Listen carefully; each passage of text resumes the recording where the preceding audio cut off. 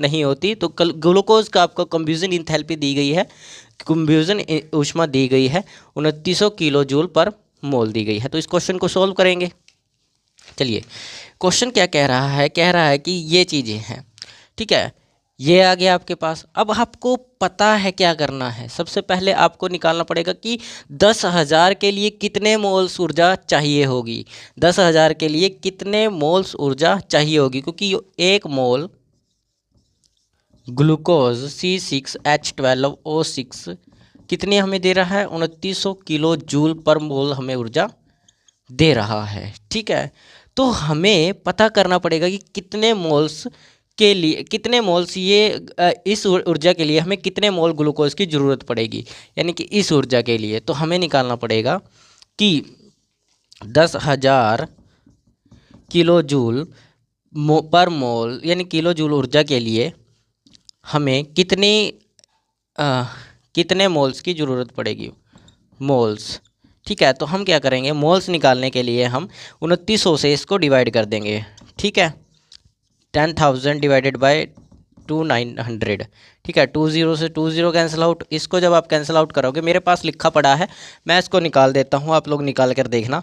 Approx आपका answer आना चाहिए 3.45 मोल्स, ठीक है। ये मेरे पास है लिखा हुआ, तो आपको देखना पड़ेगा, देख लेना। 29 को 3 से मल्टीप्लाई करोगे, इसके कुछ अप्रोक्स छोटा या बड़ा आ जाएगा, उसको करोगे, फिर 4 पे जाएगा, फिर 5 पे जाएगा, ऐसे करके देख लेना। अप्रोक्स इतना ही आना चाहिए, 3.4 मोल्स आना चाहिए, ठीक है। अब आपको इस मोल्स को उसने कहा है कितनी मात्रा में, मात्रा मतलब आपको ग्लूकोज की मात्रा बतानी है कि कितनी ग्लूकोज उसको चाहिए होगी, ठीक है। ग्राम में चाहिए तो उसको पहले द्रव्यमान में बदलना पड़ेगा, और द्रव्यमान में बदलने का एक तरीका होता है, आपको पता ही है, मोल का formula. Mole is equal to द्रव्यमान, यानी कि मास बाय द्रव्यमान, मास बाय मतलब मास क्या है आपके पास, मास तो ये है, ठीक है। मास निकालना है हमें, और मोलर मास, मोल द्रव्यमान, द्रव्यमान सिंपल है। आपको मोल द्रव्यमान पता है, कार्बन का सॉरी ग्लूकोज का कितना होता है, 12×72 प्लस 12 है, प्लस 8×48, ठीक है। टोटल बन जाएगा ये 12 है, ठीक है।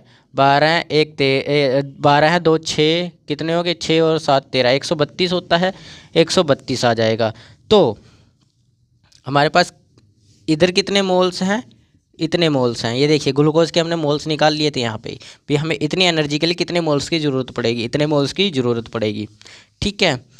तो अब आपको क्या करना है, यहाँ पर कितने लिखोगे, 100